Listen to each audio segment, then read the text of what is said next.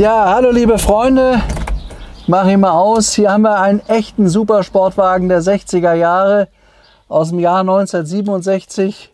Lamborghini 400 GT 2+2. Auto ist nur 3 Jahre gebaut worden insgesamt. Es gibt nur 250 Exemplare.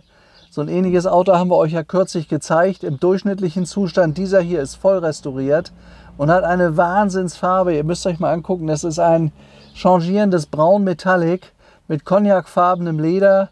Ist einige Jahre her, dass er gemacht ist, und dieser Wagen ist sein Leben lang immer in Frankreich gefahren. Der hatte auch die Erstauslieferung nach Frankreich und der Zustand von dem Auto ist wirklich absolute Klasse. Also seht euch das mal an. Was ich ja ganz persönlich wirklich besonders finde, das ist die Form dieses Autos. Die ist wirklich sensationell gelungen. Seine Rarität war ja damals das Konkurrenzauto zu Ferrari. Enzo Ferrari und der Herr Lamborghini waren ja Freunde. Einer hat Traktoren gebaut, der andere hat Ferraris gebaut. Und dann hat ihn der Herr mit den Traktoren von Lamborghini ein bisschen kritisiert, gesagt, du, deine Autos sind nicht richtig in Ordnung.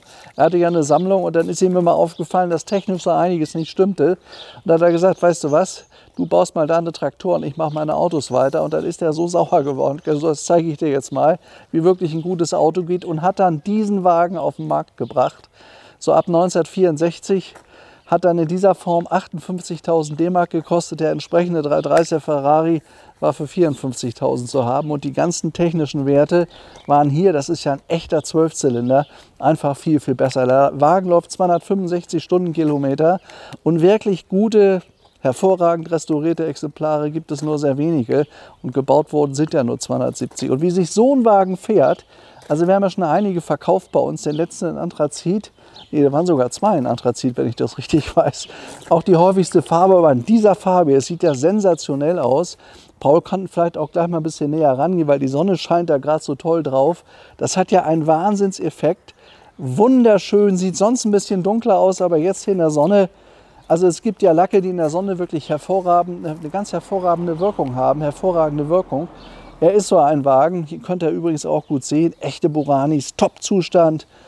Ja, und so ist eigentlich das ganze Auto. Wir werden ihn jetzt mal fahren. Der ist auch in Frankreich restauriert worden vor vielen Jahren. Dann ist vor 7 Jahren nochmal die Technik gemacht worden. Und nachdem er dann 5 Hände hatte in Frankreich, ist er rübergekommen in eine deutsche Sammlung. Und der hat ihn dann nochmal komplettiert, nochmal auf Details geachtet. Und das Ergebnis ist dieses Auto jetzt, was wir gerade bekommen haben. Also wirklich ein fantastischer Supersportwagen.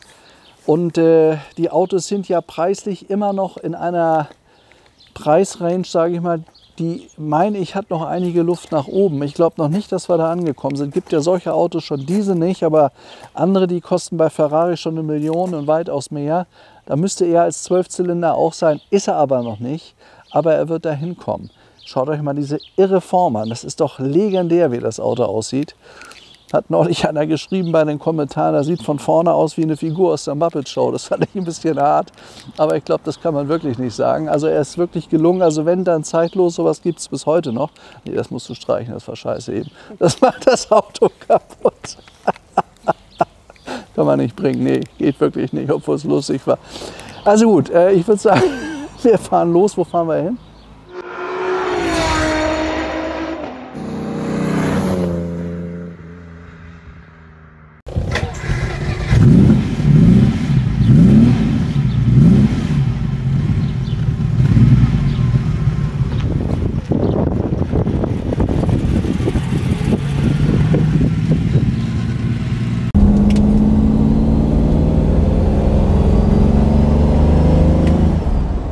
Der Sound ist aber ganz gut dann nachher, ne? Wenn man so ein bisschen mehr Gas gibt, dann kommt dann schon was. Muss ja auch bei 12 Zylindern. Und 320 PS übrigens hat er 4 Liter Hubraum, deswegen heißt er auch 400 GT. Also ja, läuft wie eine Turbine so ein bisschen, kann man sagen. Maschine ist wie gesagt in 2014 nochmal revidiert worden. Ist halt ein relativ empfindliches Triebwerk. Aber 12 Zylinder ist schon das ganz große Kino. Mehr geht ja eigentlich nicht. Sagen Sie mal jetzt, ich muss das erst alles herausfinden, dass ich weiß, wo wir sind. Da hinten kommen übrigens Gewitter, das habe ich eben beim Wetterradar gesehen, muss mal aufpassen.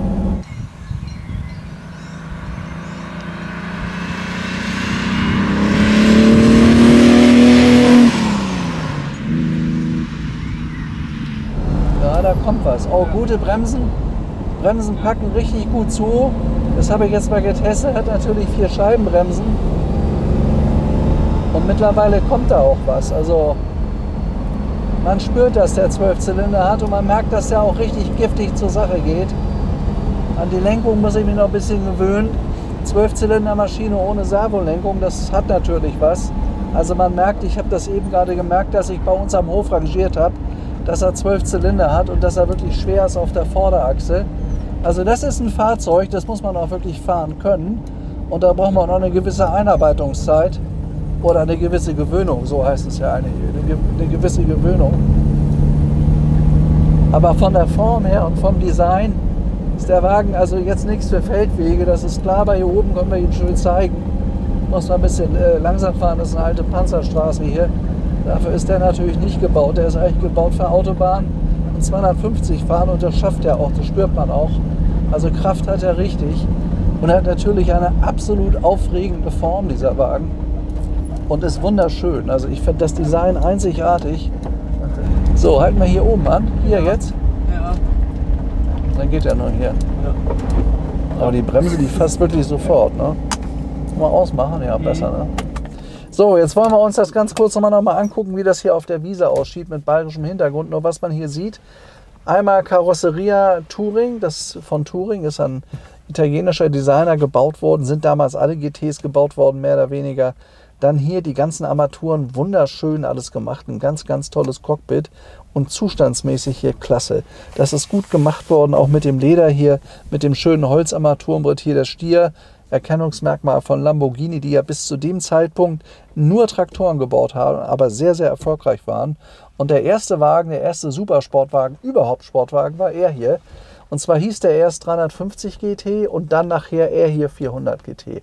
Ging los 1964, ist er in Genf ausgestellt worden und gebaut worden sind diese Autos dann bis 1967 und unser Auto ist ein 67er, also ein später Wagen. Schaut mal hier, die Fassung der Armaturen, also ist alles top gemacht. Also restauriert ist der schon sehr, sehr schön. Das ist auch richtig so, das haben wir bei unserem anderen Wagen auch festgestellt. Nur unser anderes Auto hat am Unterboden ein paar Schwierigkeiten, deswegen ist er auch deutlich günstiger. Ja, nun wollen wir mal aussteigen. Jetzt schauen wir uns mal an, wie so ein Lamborghini in der freien Natur aussieht. Wenn ihr euch mal dieses irre Design mit diesem einzelnen Scheibenwischer anschaut, ist ja völlig modern und hat natürlich einen tollen CW-Wert auch. Schaut mal, wie das hier alles designt ist hier. Mit den wunderschönen Doppellampen, die waren übrigens von Hella seinerzeit, ist ja eine deutsche Firma. Und auch das tolle Gesicht dieses Lamborghini ist sicherlich legendär. Also für mich einer der schönsten GTs, die es überhaupt gibt. Und ich wundere mich, dass diese Autos nicht teurer sind. Denn die könnten ohne weiteres auch mal 1 Million kosten. Die sind ja schon bis auf 800 gestiegen. Ihr wisst ja, dass die letzten Jahre die Preise ganz leicht ein bisschen so runtergegangen sind, aber sehr, sehr stabil. Also wir verkaufen weiterhin sehr gut, gerade auch im hohen Bereich, was mich immer wieder wirklich überrascht. Aber ich meine, wenn man so einen tollen Wagen sieht, das Geld bei der Inflation gerade von 8%, das muss man sich gut überlegen, wo das hinläuft. Aber so ein Auto in der Garage zu haben, was von einer renommierten Adresse in Frankreich restauriert wurde, wir haben Unterlagen darüber, dann noch in Deutschland nachgearbeitet wurde, nochmal in der Technik, auch alles mit Rechnung. Und dann in dieser tollen Farbkonstellation, wenn er jetzt weiß wäre oder irgendwie silber oder irgendwie ein bisschen langweiliger aussehen würde, aber in der Farbe sieht der Wagen erste Klasse aus. Wobei ich sagen muss, der hat zwar Matching Numbers, aber ob das Matching Colors war, das wissen wir noch nicht. Das müssen wir noch herausfinden, das kann ich noch nicht genau sagen.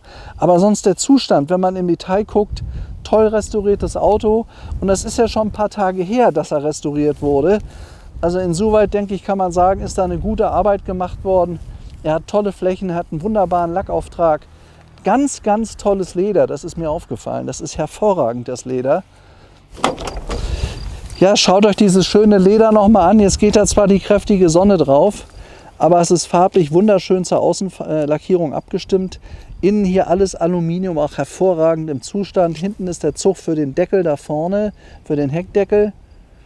Hat eine 5-Gang-Schaltung und damit kann man den Wagen natürlich richtig sportlich fahren. Und wie gesagt, der läuft 265 Stundenkilometer Spitze und dem Auto traue ich auch zu, dass er das auch wirklich schafft. Also wirklich ein tolles Teil und ja, schick vor allen Dingen der Wagen. Totschick, wirklich. Ja. Ja, was soll ich sonst noch sagen, Paul? Muss das jetzt sein? Doch, können wir machen. Also wir zeigen euch mal den Motor. Hier ist der Aluminiumhebel, ist ja bei vielen Italienern deutlich sichtbar vorne links. Geht in diese Richtung auf und auch hier sieht man, schaut mal hier, Top-Zustand. Also wenn man da reinguckt, man sieht, dass überall neuwertigst aufgearbeitet worden, hervorragend ist. Wirklich gut, der Zustand ist wirklich hervorragend. 12 Zylinder auf jeder Seite, 3 Weber Vergaser. Das sind also insgesamt 6 Vergaser bei 12 Zylindern. 4 Liter Hubraum, also relativ kleine Kolben. Aber hat er gehört, das bringt schon was. Soll ich den nicht mal starten hier mit der Maschine? Das muss man sich noch mal anhören. Das ist doch richtig ein Gesang. Jetzt weiß ich bloß nicht. Da. Bei jedem Auto anders. Jetzt machen wir ihn mal an. Mal gucken, ob er lauter brüllt als die Kühe hier in der Nachbarschaft.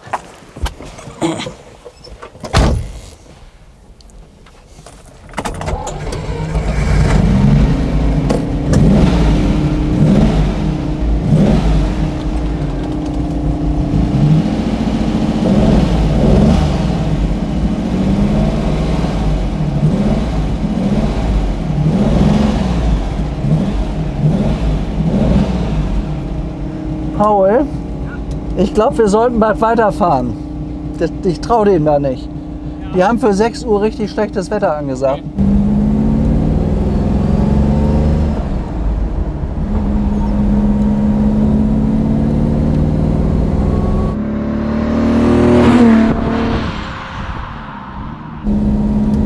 Also Kraft hat er. Also so wie er über 2.500 Umdrehungen geht, geht richtig die Brause los.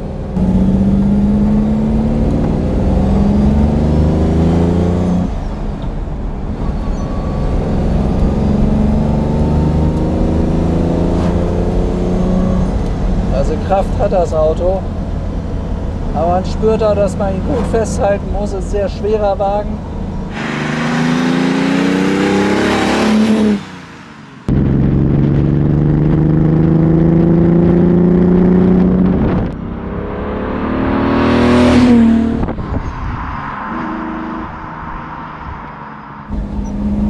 Ja, also wirklich ein beeindruckendes Auto. Der hat auch Kraft. Also hier, guck mal hier, was da kommt.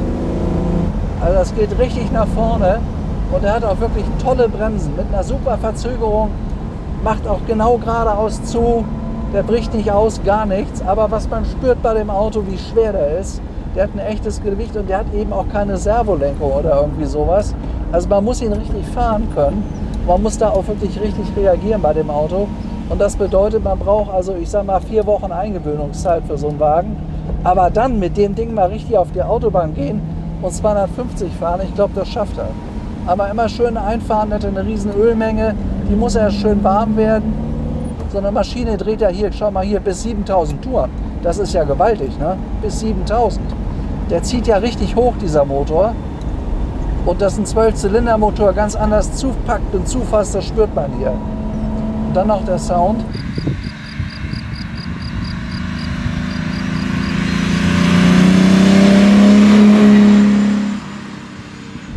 Das ist halt eben bei vielen Autos, die müssen erst warm gefahren werden, bis die Motoren so richtig funktionieren, spürt man hier auch.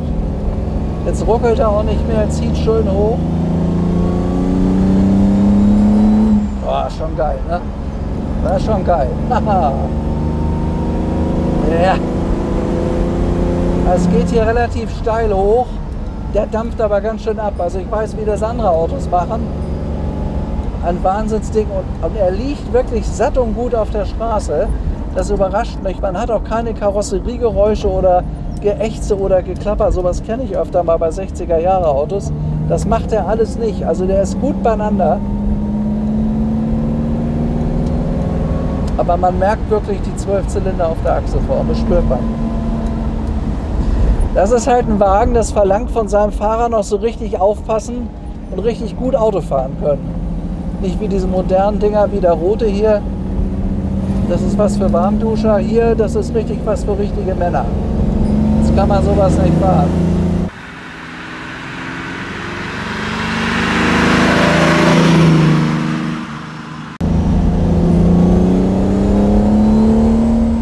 Und er geht richtig los. Ist auch schön drehfreudig, der Motor.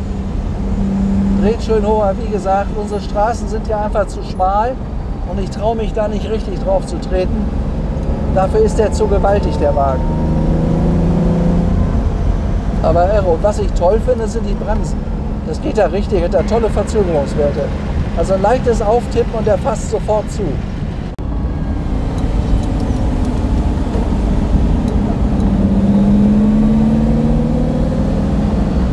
Ja, die 60er Jahre haben ja die schönsten Supersportwagen überhaupt hervorgebracht.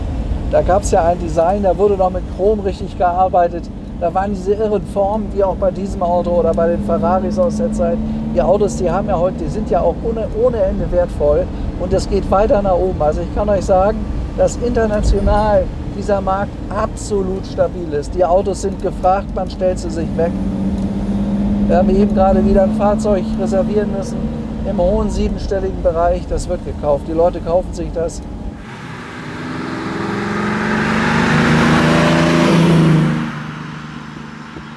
Wenn man den Wagen vergleicht mit den Autos der 60er Jahre, also damals entsprechend mit Ferrari 330, dass er hier das schärfere Auto war. Also ich meine, dass denen wirklich gelungen ist, zu der Zeit führend zu sein. Ob sie das vom Image auch gleich waren, da habe ich Zweifel. Aber ich sag mal, der Wagen hier mit seinen 12 Zylindern, wie modern der designt ist, wie schön der ist und was der kann. Man spürt ja, was der kann. Da geht er ganz schön zur Sache hier. Also das war auf jeden Fall ein gleichwertiger Konkurrent. Und das, was Lamborghini sich da vorgenommen hatte, ist ihm auch gelungen. Und die Marke ist ja bis heute äußerst erfolgreich. Aber eins hat sie natürlich nicht geschafft, an das Renommee von Ferrari ranzureichen. Ferrari ist Ferrari. Und also ich glaube, das wird die nächsten 100 Jahre noch so bleiben. Das ist so mein Eindruck. Und wenn man sich auch die Preise anguckt, das sind ja alles ganz, ganz geringe Stückzahlen. Es gibt ja von diesen Autos wirklich nicht viele. Und Preise gehen da nur nach oben. Könnt ihr ganz sicher sein. Ich kann mich an Zeiten erinnern, da hat so ein Auto 150.000 gekostet. Sowas gibt es heute gar nicht mehr. Dann hat man angefangen, die Autos zu restaurieren. Es hat natürlich viel Geld gekostet, aufwendige Technik, 12-Zylinder-Maschinen, toll designtes Interieur, Karosserie und so weiter.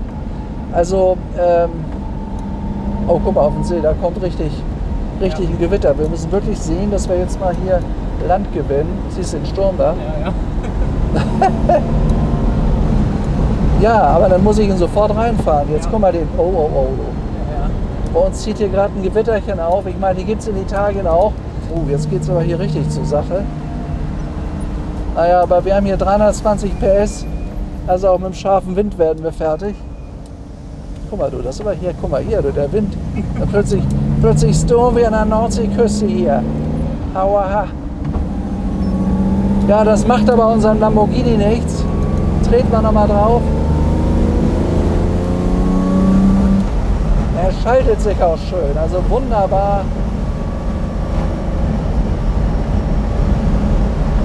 Tolles Auto zum Fahren. Und für die Jungs, die so ein bisschen das Kitzeln haben wollen, richtig einen scharfen Sportwagen unterm Hintern, da ist das Auto richtig hier. Und es ist auch eine super Geldanlage, wie ich meine. Der Wagen ist toll restauriert, wir haben die gesamte Historie.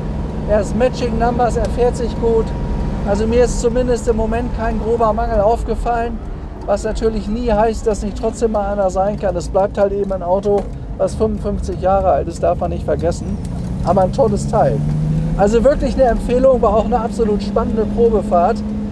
Lamborghini 400 GT 2+2. Wenn ihr hinten guckt, das kann Paul nochmal zeigen, +2 ist für etwas kleinere Menschen bzw. Kinder oder sportliches Handgepäck. Ansonsten ist das ein Supersportwagen der 60er Jahre, den ich absolut toll finde.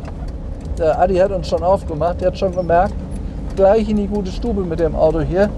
Ja, das machen wir jetzt auch mal, bevor hier das richtig loskracht, weil die Gewitter in den Alpen sind immer ein bisschen heftiger als woanders. So, und da sind wir schon in Sicherheit. So, das war knapp eben. Ne? Ja, vielen Dank. Ich hoffe, es hat euch Spaß gemacht. War eine spannende Probefahrt, wie ich finde. Bis zu meinem nächsten Film. Alles Gute, euer Stefan Lufschitz und ciao.